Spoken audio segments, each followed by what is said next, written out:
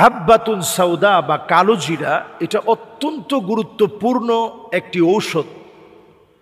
ঔষধি গুণে সমৃদ্ধ কালো জিরা, নবীজি সাল্লাল্লাহু আলাইহি সাল্লাম বলেছেন যে ফিল হাব্বাতি সাউদা শিফাউন মিন কুল্লি দাইন ইল্লা সাম, মৃত্যু ছাড়া সমস্ত রোগের শিফা আল্লাহ রাব্বুল আলামিন এই কালো জিরার ভিতরে আল্লাহ তাআলা রেখে দিয়েছেন।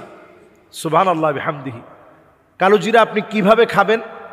হাতের তালুতে সকালবেলায় মধুর সাথে সামান্য একটু কালো জিরা নিয়ে আপনি সেই কালো জিরাটা হাত থেকে নিয়ে চেটে চেটে আপনি খেতে পারেন, অথবা আগে মধুটা জিহ্বায় দিয়ে সামান্য একটু কালো জিরা আপনি দিয়ে নিতে পারেন, অথবা আগে আপনি কালো জিরাটা চিবিয়ে সামান্য একটু মধু আপনি খেয়ে নিতে পারেন।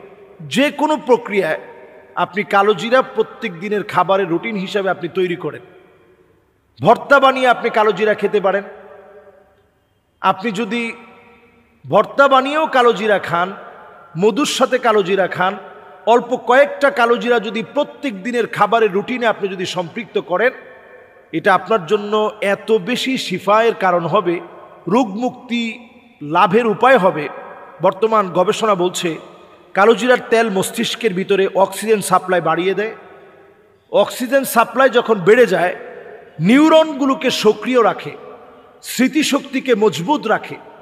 এজন্য আমরা ছোট ছোট বাচ্চাদেরকেও স্মৃতিশক্তি বৃদ্ধিতে অল্প অল্প কালো জিরা আমরা ছোট ছোট বাচ্চাদেরকে আমরা দিতে পারি।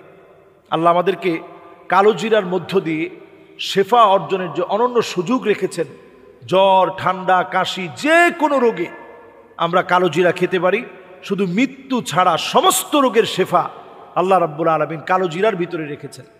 আল্লাহ আমাদেরকে কালো জিরার মধ্য দিয়ে আল্লাহ তাআলা এই শিফা অর্জনের তৌফিক আল্লাহ দান করুক।